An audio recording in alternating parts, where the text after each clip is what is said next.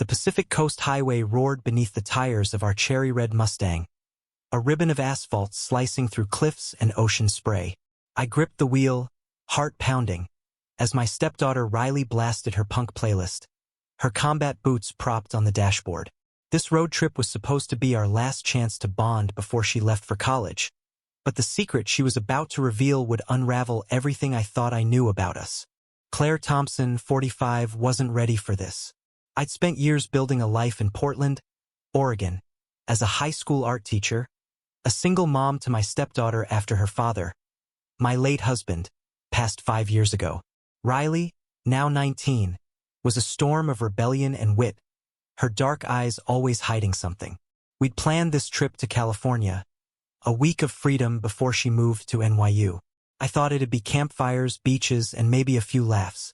Instead, it was becoming a collision of truths. Riley turned down the music, her fingers fidgeting with the zipper of her leather jacket. "Claire, can we pull over?" Her voice was sharp, urgent, not the usual sarcasm. I glanced at her, my stomach twisting. Something was coming. I found a turnout overlooking the ocean, the sunset painting the waves in hues of fire. We stepped out, the salt air cool against my skin. "Riley, what's going on?"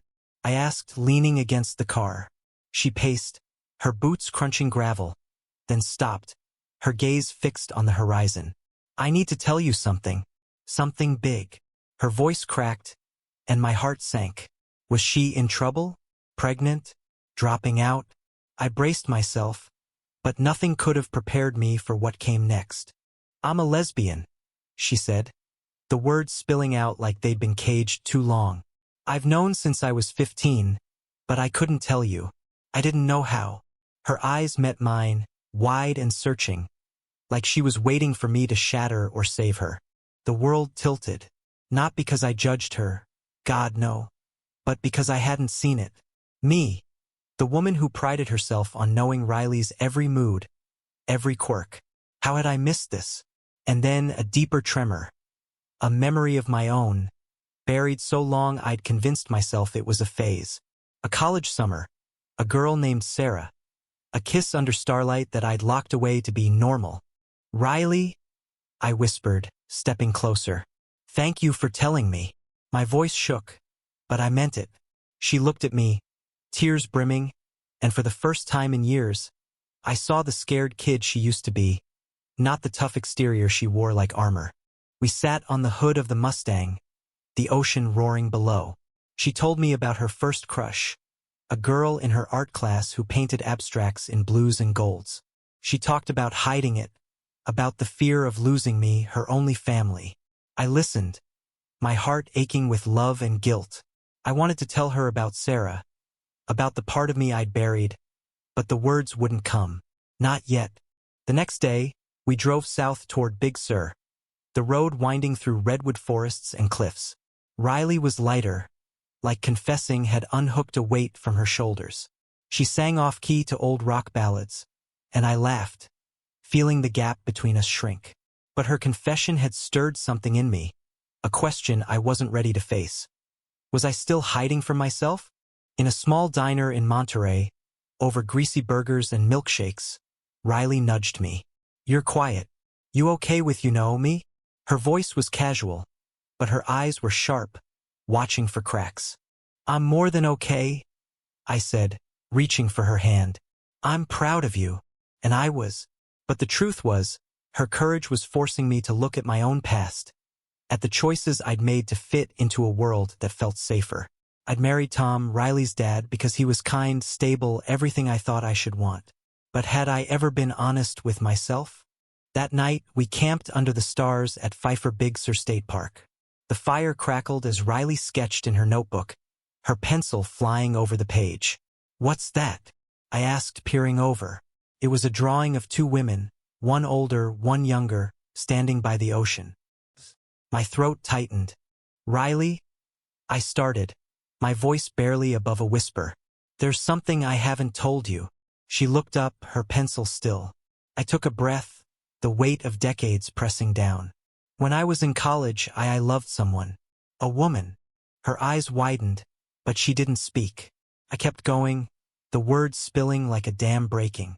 I told her about Sarah, about the summer we spent stealing moments in dorm rooms and coffee shops, about how I'd walked away because I was scared.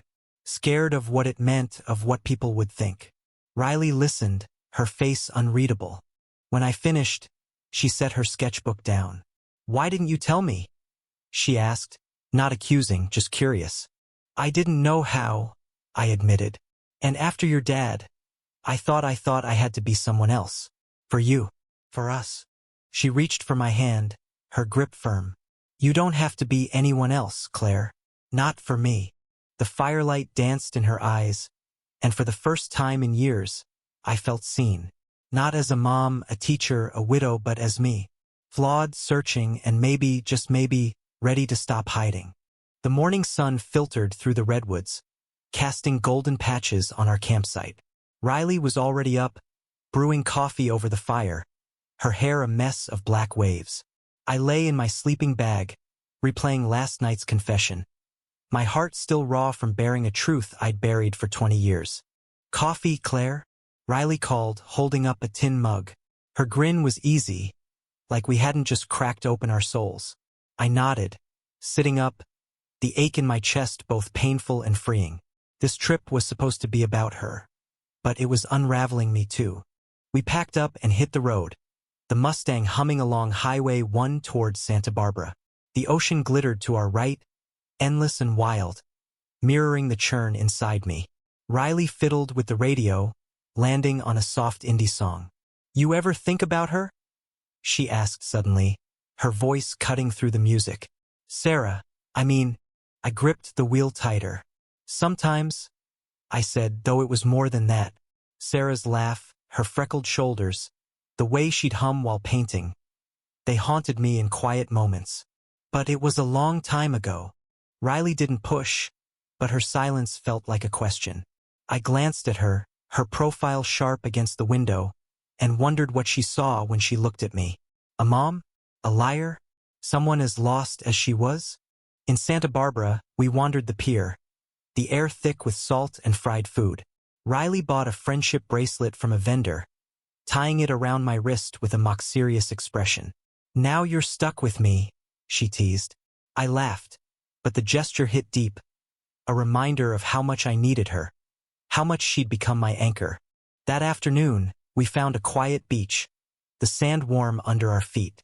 Riley kicked off her boots and ran toward the waves, her laughter carrying over the crash of surf. I watched, my heart swelling. She was so alive, so unapologetically herself. I envied that. "Join me," she shouted, splashing water. I hesitated, then kicked off my sandals and waded in, the cold shocking my skin. We splashed each other, giggling like kids, until we collapsed on the shore, breathless. Lying there, staring at the sky, I felt a peace I hadn't known in years. But peace didn't last. That night, at a diner with checkered floors and neon signs, Riley's phone buzzed. She glanced at it, her face clouding. "It's Mia," she said, her voice tight. Mia, the girl from her art class, the one she'd loved in secret. I waited, sensing the weight of what was coming. "She's dating someone," Riley said, shoving her phone away. "Some guy." I thought she felt the same. Her voice broke, and she looked away, her jaw tight. I reached for her hand. "I'm so sorry, Riley." I knew that pain, the ache of loving someone who couldn't love you back. I'd felt it with Sarah, when she'd begged me to stay, and I'd chosen fear over her. Riley pulled her hand away, staring at her fries. I was gonna tell her, before college. But now she trailed off, her eyes glistening. I wanted to fix it, to take away her hurt, but I knew I couldn't. All I could do was be there. "Let's get out of here," I said, tossing cash on the table. We drove to a cliffside lookout, the stars blazing above. Riley leaned against the car, her arms crossed. "Why does it hurt so much?" she whispered. I stood beside her, the ocean's roar filling the silence. "Because love is messy," I said. "It's beautiful and brutal, and it doesn't care about timing or fairness." I hesitated, then added, "But it's worth it, even when it breaks you." She looked at me, her eyes searching. Did it break you? With Sarah? I nodded, my throat tight. Yeah, but it also made me who I am. And I wouldn't trade that. Riley's shoulders softened, and she leaned into me, her head resting on my shoulder. We stood there, the night wrapping around us, two women carrying wounds and hopes too big for words. I didn't know what lay ahead, but for the first time, I felt like we could face it together. The next morning, we drove toward Los Angeles, the city's sprawl looming on the horizon. Riley was quieter, but there was a new ease between us, like we'd crossed a bridge. At a gas station, she bought a postcard with a cheesy Hollywood sign picture and scribbled something on it. For Mia, she said, tucking it into her bag. I'm not giving up. I smiled, proud of her fire. But as we hit the road again, a new tension crept in. My phone buzzed. A text from an old college friend, Jenna, who lived in LA. She'd heard I was passing through and wanted to meet up. Jenna, who'd known me when I was with Sarah. Jenna, who might ask questions I wasn't ready to answer. Everything okay? Riley asked, catching my frown. Yeah. I lied, my heart racing. Just an old friend. But as we drove toward the city, I couldn't shake the feeling that the past was catching up, ready to collide with the present. Los Angeles buzzed with heat and chaos, the city's pulse thrumming through the Mustang's open windows. Riley cranked the radio, her mood lighter despite Mia's rejection. But I was distracted, my mind tangled in the text from Jenna. Meeting her tonight felt like stepping into a minefield of memories I wasn't sure I could face. We checked into a small motel near Venice Beach, its neon sign flickering in the dusk. Riley sprawled on one of the twin beds, sketching in her notebook, while I stared at my phone. Jenna's message was simple. Dinner at my place, 7 p.m. Bring Riley. Can't wait to see you. Innocent enough, but Jenna had been there during my summer with Sarah. She knew the parts of me I'd tried to erase. You sure you're okay? Riley asked, her pencil pausing. Her dark eyes pinned me, seeing too much. Just nervous about seeing an old friend, I said, forcing a smile. Jenna's intense. Riley grinned. Sounds fun. Let's go. We drove to Jenna's bungalow in Silver Lake, the streets alive with murals and hipsters. Jenna greeted us at the door, her curly blonde hair now streaked with gray, her smile as warm as ever. Claire Thompson, you haven't aged a day, she teased, pulling me into a hug. Her eyes flicked to Riley. And you must be the artist I've heard about. Riley blushed, shaking Jenna's hand. Yeah, that's me. Dinner was a spread of tacos and margaritas, the air filled with laughter and stories. Jenna regaled Riley with tales of our college days, art gallery crawls, late-night debates over Frida Kahlo. But I noticed her glances, the way she watched me when she mentioned certain names. Sarah's name didn't come up, but it hung in the air, heavy and unspoken. After dinner, Riley wandered to Jenna's backyard to sketch the fairy lights strung across the trees. Jenna poured me another margarita, her eyes softening. So, Claire, she said, leaning closer, you ever think about her? My stomach dropped. Who? I asked, though I knew. Sarah, Jenna said, her voice gentle but firm. You two were something else. I stared at my glass, the lime wedge floating in the amber liquid. It was a long time ago, I said, echoing my words to Riley, but they felt hollow now under Jenna's gaze. She's in LA, you know, Jenna said, casual but deliberate. Runs an art gallery downtown. Never married. Still asks about you. My heart stuttered. Sarah here? The thought was a spark, igniting memories I tried to douse. Her hands on a canvas, her laugh in the dark, the way she'd looked at me like I was enough. I swallowed hard. Good for her, I managed. Jenna raised an eyebrow but let it drop. When Riley came back, her sketchbook full of fairy-light doodles, I was grateful for the distraction. We said our goodbyes, but Jenna's words clung to me like damp clothes. Back at the motel, Riley flopped onto her bed. Jenna's cool, she said. She knows stuff about you, huh? I laughed.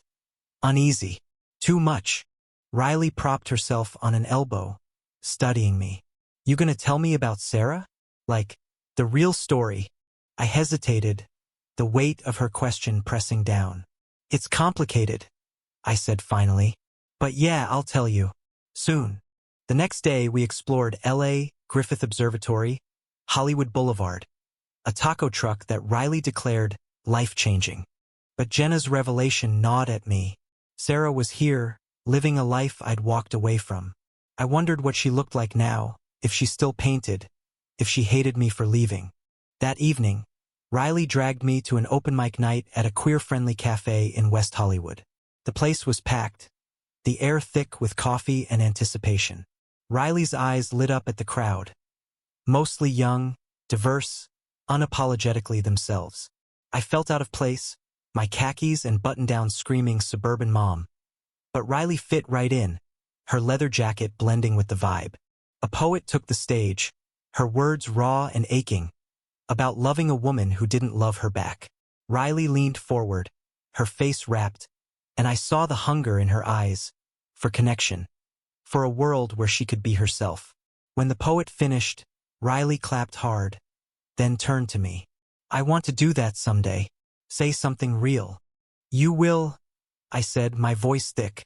You've got so much to say. She smiled, but it faded fast. I wish Mia could see this. Maybe she'd get it. I squeezed her shoulder. She might. Give her time. As we left the cafe, Riley's phone buzzed again. Another text from Mia. Her face lit up, then fell. She wants to talk when I get back, she said, her voice a mix of hope and dread. What if she just wants to let me down easy? Then you'll handle it, I said, believing it. You're stronger than you know. That night, lying in the motel's scratchy sheets, I couldn't sleep. Sarah's face swam in my mind, her voice echoing Jenna's words. She still asks about you. I wondered if I could face her, if I could face myself. Riley's courage was a mirror, reflecting my own fears, my own truths. Tomorrow we'd head to San Diego, the final leg of our trip. But tonight, I felt like I was standing on the edge of something bigger, a choice I wasn't sure I was ready to make. The road to San Diego was a blur of palm trees and shimmering heat, the Mustang's engine a steady hum beneath our silence. Riley stared out the window, her fingers tracing the friendship bracelet I'd tied on her wrist. I could feel her nerves about Mia's text, but my own thoughts were tangled in Sarah, in the what-ifs Jenna had stirred up. We stopped at a roadside fruit stand, the air sweet with oranges and dust. Riley bought a bag of peaches, tossing one to me with a grin. Eat it messy, she said, biting into hers, juice dripping down her chin. I laughed, the tension easing, and for a moment it was just us. Two women on a road trip, free and alive. But freedom didn't erase the past. As we drove on, Riley broke the silence. So, you gonna see her, Sarah? Her tone was casual, but her eyes were sharp, cutting through my defenses. I gripped the wheel, my knuckles white. I don't know, I admitted. It's been 20 years. What would I even say? Start with hi, Riley teased, but her voice softened. You loved her, Claire. That's not nothing.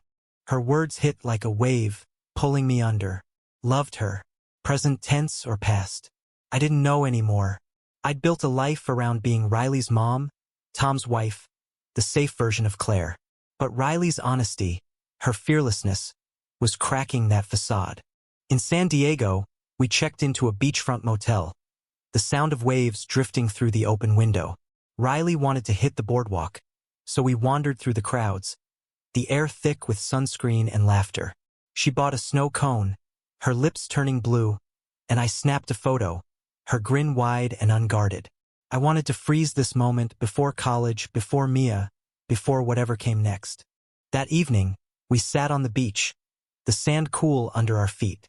Riley pulled out her sketchbook, drawing the sunset, all pinks and purples. You think love's supposed to hurt? She asked, not looking up. I thought of Sarah, of the ache I'd carried for years. Sometimes, I said, but it's also supposed to lift you up, make you feel like you're enough. She nodded, her pencil still. I want that, with Mia, even if she doesn't want me. I reached for her hand, squeezing it. You are enough, Riley. No matter what. She smiled, small and sad, then went back to her sketch.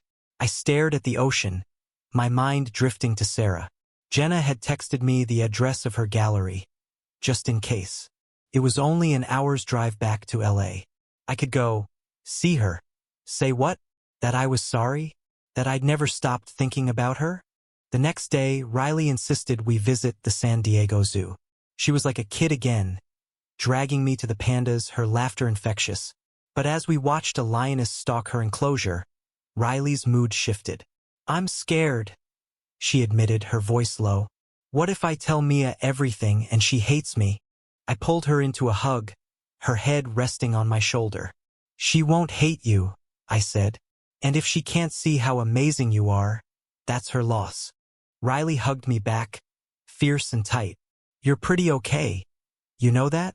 I laughed, my eyes stinging. You're not so bad yourself. That night, we ate fish tacos at a beachside shack, the sunset blazing behind us. Riley was quieter, her phone untouched, like she was bracing herself for Mia. I wanted to protect her, to shield her from the pain of rejection, but I knew she had to face it, just like I had to face Sarah. I'm going to LA tomorrow, I said suddenly, the words slipping out before I could stop them. Riley's eyes widened. To see Sarah? She asked. I nodded, my heart racing. I need to know what could have been. Riley grinned, a spark of her old mischief returning. Go get her, Tiger. The next morning, I dropped Riley at a coffee shop with her sketchbook and drove back to LA, my stomach in knots. Sarah's gallery was in a trendy downtown district, all glass and exposed brick. I parked, my hands shaking as I checked my reflection. I was 45, with laugh lines and a life carved by choices. Would she even recognize me? Inside, the gallery was cool and quiet, filled with vibrant abstracts that screamed Sarah's style. Bold, unapologetic, alive. I wandered, my heart pounding, until I saw her. Sarah, older now, her dark hair streaked with silver, her eyes still that piercing green. She was talking to a customer, her laugh unchanged, and I froze, every memory crashing back. She turned, our eyes meeting across the room. Her smile faltered, then softened. Claire, she said, her voice a mix of shock and something warmer. Hi. I managed, my throat tight. It was all I could say, but it was enough. For now. Sarah's gallery smelled of paint and possibility, the air humming with the weight of 20 years. She stood before me, her green eyes searching mine, and I felt like that college girl again. Heart racing, palms sweaty. Claire, she said again, softer, like she was testing the word, seeing if I was real. Sarah, I replied, my voice barely steady. The customer she'd been helping drifted away, leaving us in a bubble of silence. Her hair was shorter now, her frame leaner, but the way she tilted her head, curious and unguarded, was the same. I wanted to say everything. Sorry. I was scared. I never forgot you. But the words tangled in my throat. Let's talk, she said, gesturing to a small office in the back. I followed, my heart a drumbeat. The office was cluttered with canvases and sketches, a chaos that felt like her. She closed the door, leaning against a desk. You look good, Claire. Different, but good. You too, I said, my eyes tracing the lines of her face. I heard you're running this place. She nodded, a small smile playing on her lips. Yeah, took a while to get here. What about you? Still teaching art? Still teaching, I said, and raising a kid. Riley, my stepdaughter. She's 19 now. Sarah's eyes lit up. A kid? Huh? Bet she's a handful. She is. I laughed, relaxing a fraction. She's why I'm here. Well, partly. I hesitated, then plunged in. Riley came out to me. She's a lesbian, and it had brought up a lot. About us. About me. Sarah's smile faded, her gaze sharpening. Us, she echoed. That's a big word for two people who haven't spoken in 2 decades. I know, I said, my voice cracking. I'm sorry, Sarah, for leaving. for choosing easy over true. She looked away, her fingers tracing a sketch on the desk. A woman's silhouette, all curves and shadows. "You broke my heart, Claire," she said quietly. "But I got it. You were scared. So was I." The honesty stung, but it was a clean pain like lancing a wound. "I was a coward," I admitted. "I thought I had to be someone else. For my family, for Riley. But I'm tired of hiding." Sarah's eyes met mine, soft but guarded. "What do you want now?" I didn't know. Closure? A second chance? All I knew was that standing here with her felt like waking up. "I want to be honest," I said. "With you. With myself." She nodded, slow and thoughtful. "Coffee," she said suddenly. "Let's start there." We walked to a cafe nearby, the LA sun warm on our shoulders. Over lattes we talked, not about the past but the present. Her gallery, my teaching, Riley's art. It was tentative, like stepping onto thin ice, but it was something. When I left, she hugged me, her scent, paint and citrus, pulling me back to that summer. "Don't be a stranger," she whispered. I drove back to San Diego, my heart a mess of hope and fear. Riley was waiting at the coffee shop, her sketchbook open to a drawing of the ocean. "So?" she asked, her eyes bright with curiosity. "How was it?" "Complicated," I said, sliding into the booth. "But good." She grinned. "Told you.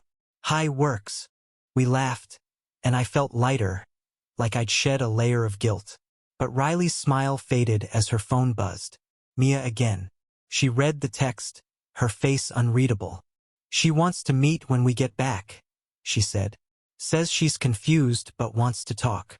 "That's good, right?" I asked, hopeful. "Maybe," Riley said, but her voice was tight. "What if she just wants to be friends? Then you'll be the best friend she ever had," I said, meaning it. "And you'll keep being you." She nodded, her eyes distant.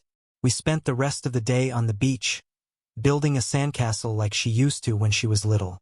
Her laughter was a balm, but I could see the worry in her, the same worry I carried about Sarah. That night, we sat on the motel balcony, the ocean a dark murmur below. "You think you'll see her again?" Riley asked, her voice soft. "Sarah? I want to," I said, "but I need to figure out who I am first. For me. For you." Riley reached for my hand, her fingers warm. "You're already enough, Claire. You always have been."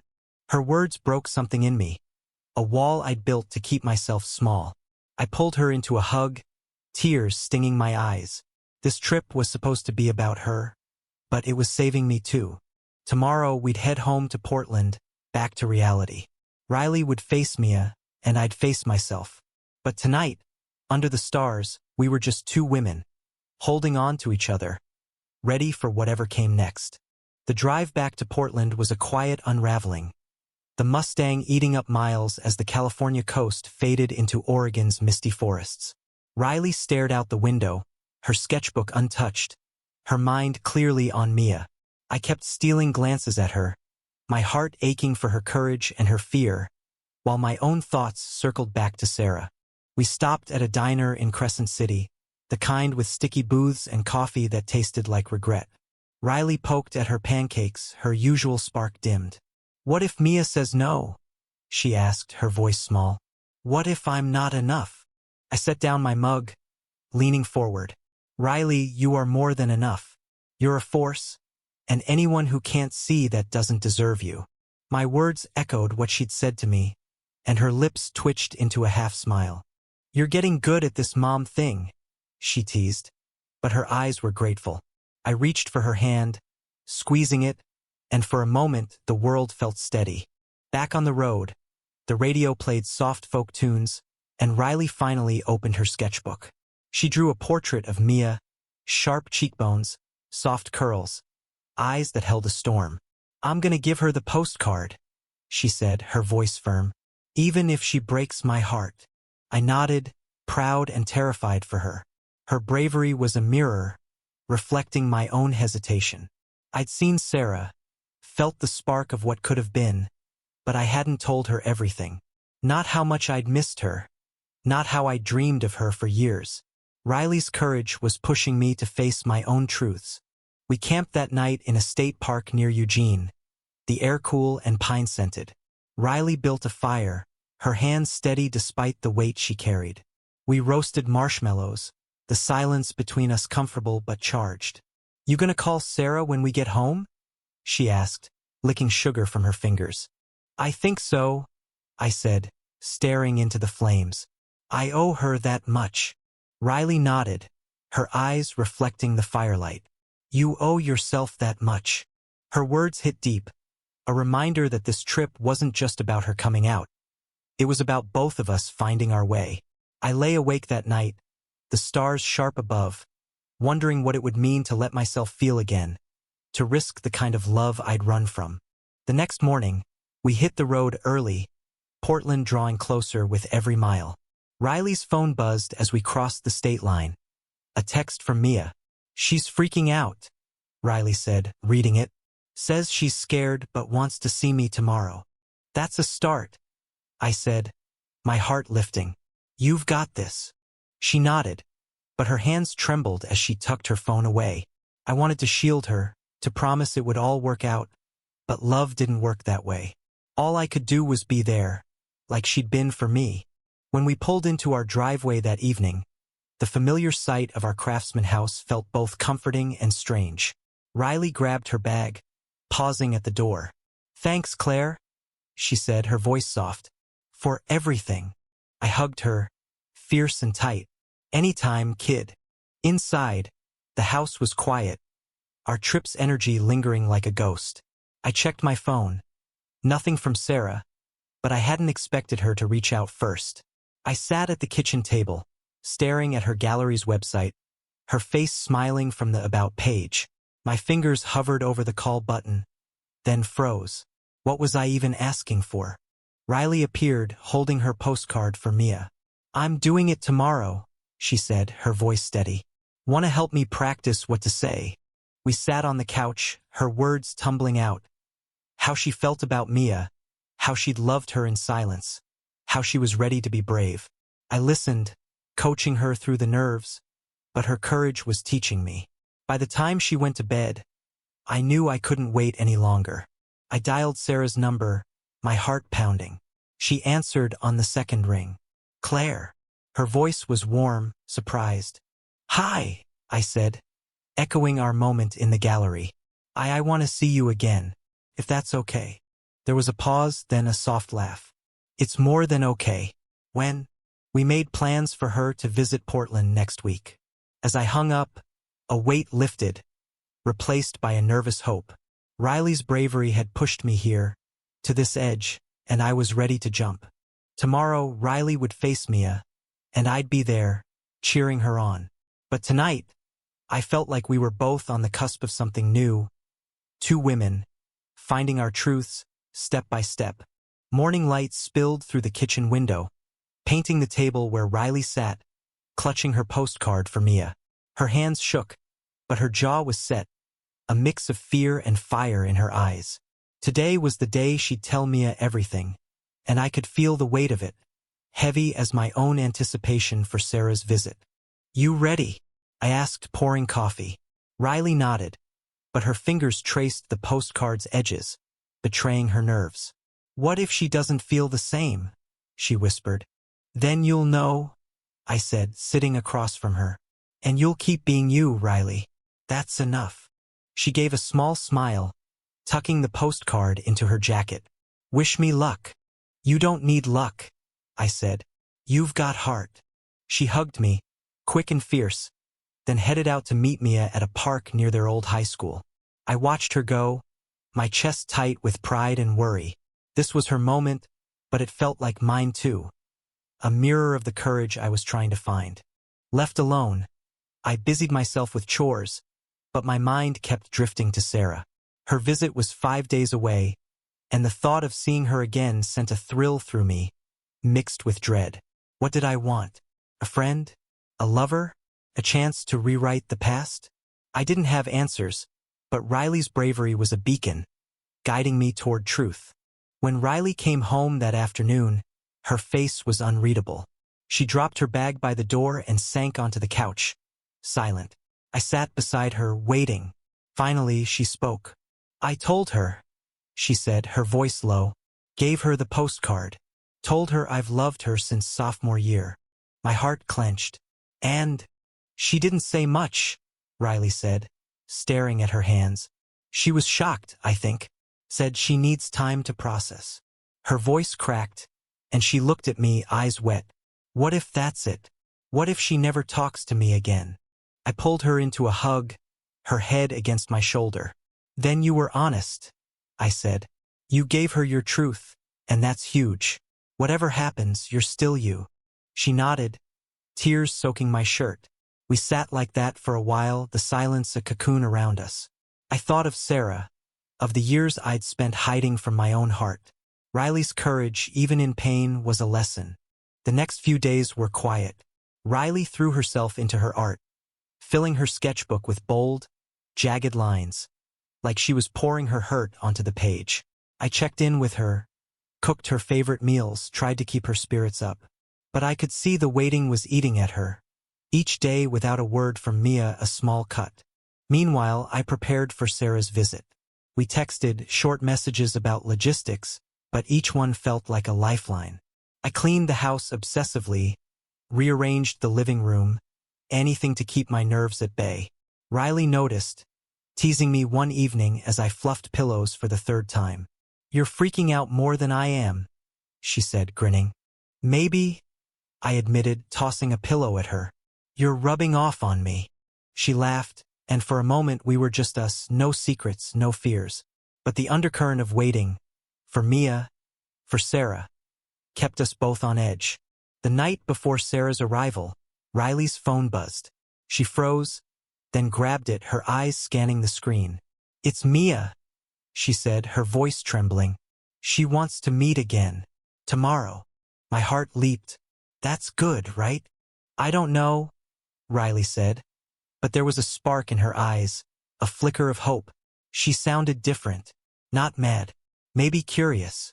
We stayed up late, practicing what she'd say, laughing over worst-case scenarios. It felt like the road trip again, just the two of us against the world. By the time we went to bed, I was as nervous for her as I was for myself. The next morning, Sarah's car pulled into the driveway just as Riley was leaving to meet Mia. Sarah stepped out, her dark hair catching the light, her smile tentative but warm. Riley waved, giving me a knowing grin before heading out. I stood frozen, my heart pounding, as Sarah approached. Claire, she said, her voice soft. It's good to see you. You too. I managed, my throat tight. We stood there, the air thick with possibility, and I knew this was it, the moment to be brave like Riley, to find out what we could be. Sarah stood in my living room, her presence filling the space like a brushstroke on a blank canvas. She wore a loose sweater, her green eyes scanning the photos on my mantel. Riley's graduation, Tom and me on our wedding day. Nice place, she said, her voice warm but cautious. Feels like you. Thanks, I said, my hands fidgeting. Want some tea? It was a weak offer, but I needed something to do, something to ground me in this surreal moment. We sat at the kitchen table, mugs steaming between us. The silence wasn't awkward, but it was heavy, laced with everything we hadn't said in 20 years. So, Sarah started, her fingers tracing the mug's rim. Riley's a big deal to you. She's everything, I said, smiling. She's brave, stubborn, talented. Keeps me on my toes. Sarah laughed, soft and familiar. Sounds like someone I used to know. Her eyes met mine, and I felt the pull of the past.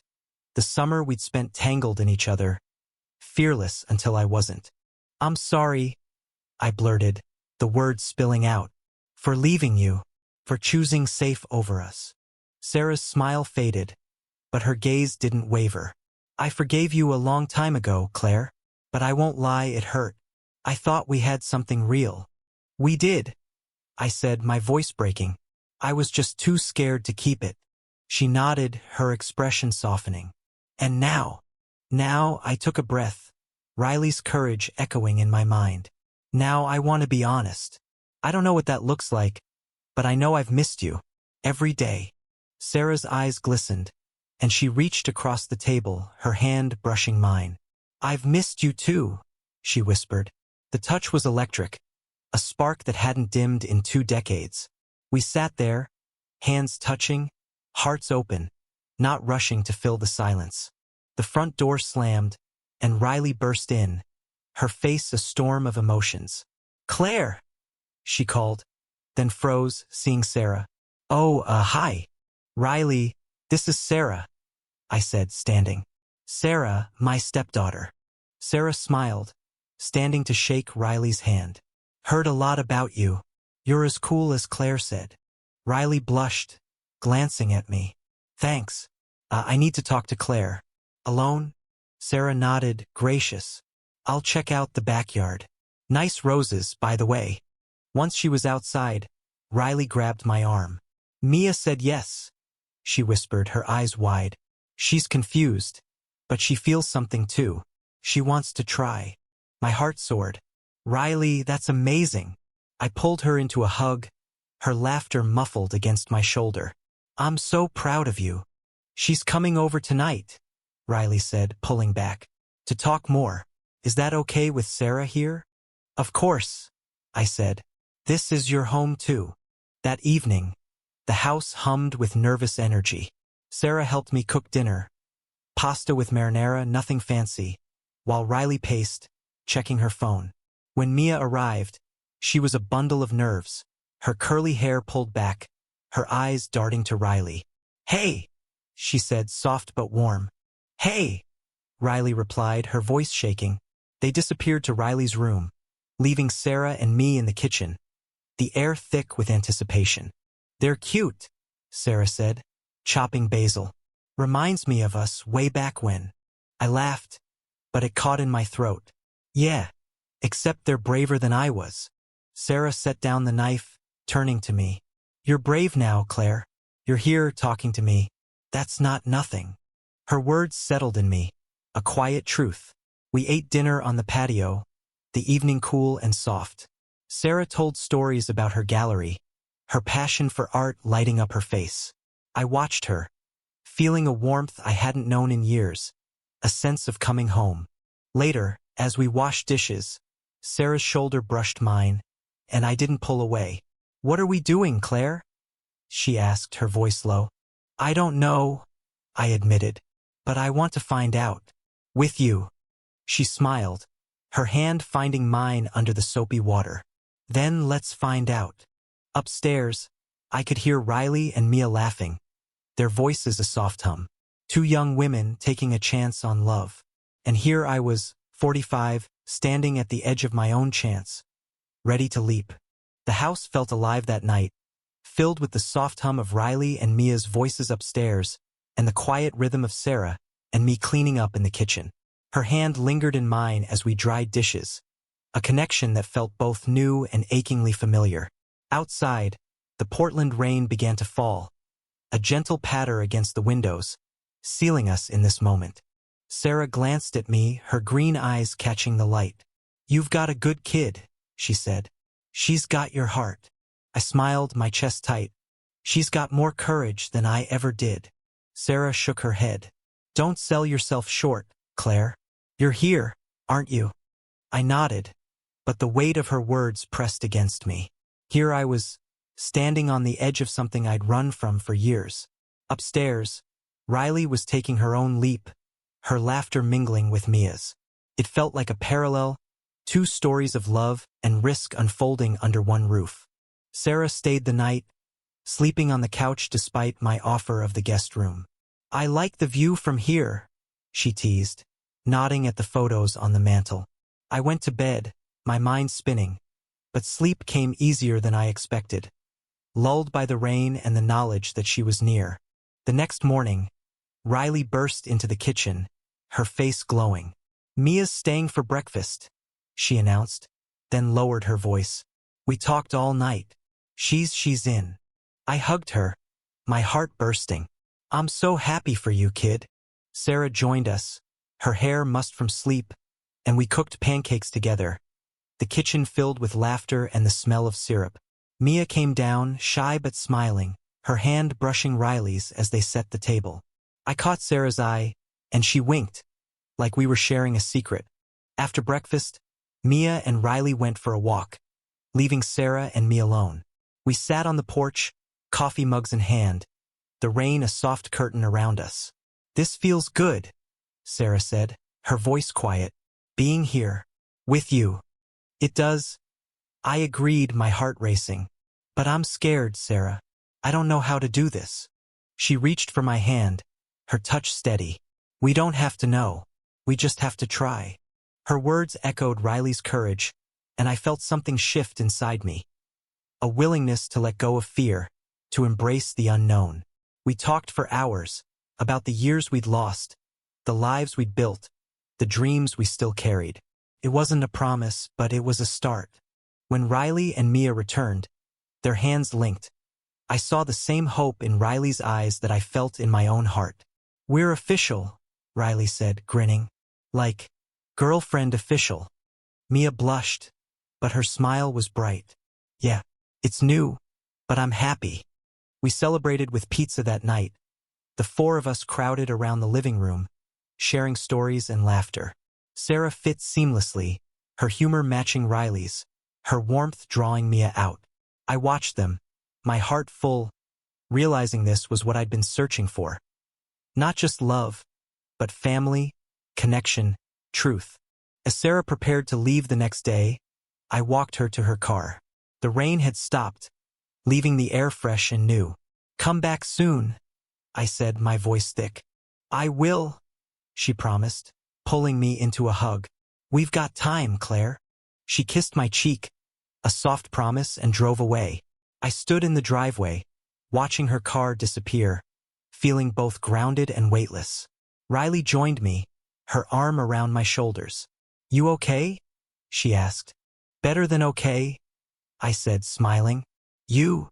"Same," she said, her eyes bright. "We did good, didn't we?" "We did," I agreed, pulling her close. The road trip had changed us, stripped away our secrets, and left us raw but ready. For love, for truth, for whatever came next. Weeks passed, and the rhythm of our lives settled into something new, vibrant, alive. Riley and Mia were inseparable, their laughter filling the house as they planned their future before college pulled them apart. Sarah and I texted daily, her messages a mix of wit and warmth that kept me tethered to the possibility of us. The road trip had been a spark, igniting truths we'd both carried too long, and now we were learning to live in that light. One Saturday, Riley dragged me to an art fair in Portland, her sketchbook tucked under her arm. Mia was there, her curls bouncing as she pointed out vibrant paintings and quirky sculptures. Riley's eyes shone with pride, her hand in Mia's, and I saw a confidence in her I hadn't seen before. She was no longer hiding, and neither was I. "Check this out," Riley said, pulling me to a booth with abstract watercolors, all blues and golds. "Reminds me of the ocean on our trip." I nodded, my throat tight. That trip had been more than a journey down the coast. It had been a journey into ourselves. I bought a small painting, a reminder of the cliffs and waves where Riley had first told me her truth, where I'd begun to face mine. That evening, Sarah called, her voice bright through the phone. "I'm coming up next weekend," she said. "Got a gallery event in Seattle, but I want to see you first." My heart leaped. "Can't wait," I said, meaning it. We'd been taking it slow, letting the distance between Portland and LA force us to be deliberate. But every conversation felt like a step closer to something real. When Sarah arrived, the house came alive again. Riley and Mia were there, cooking a chaotic dinner of tacos and burnt rice, their laughter drowning out the music. Sarah jumped in, teasing Riley about her knife skills, charming Mia with stories of her gallery. I watched, my heart full, realizing this was what family could be. Not perfect, but honest, messy, true.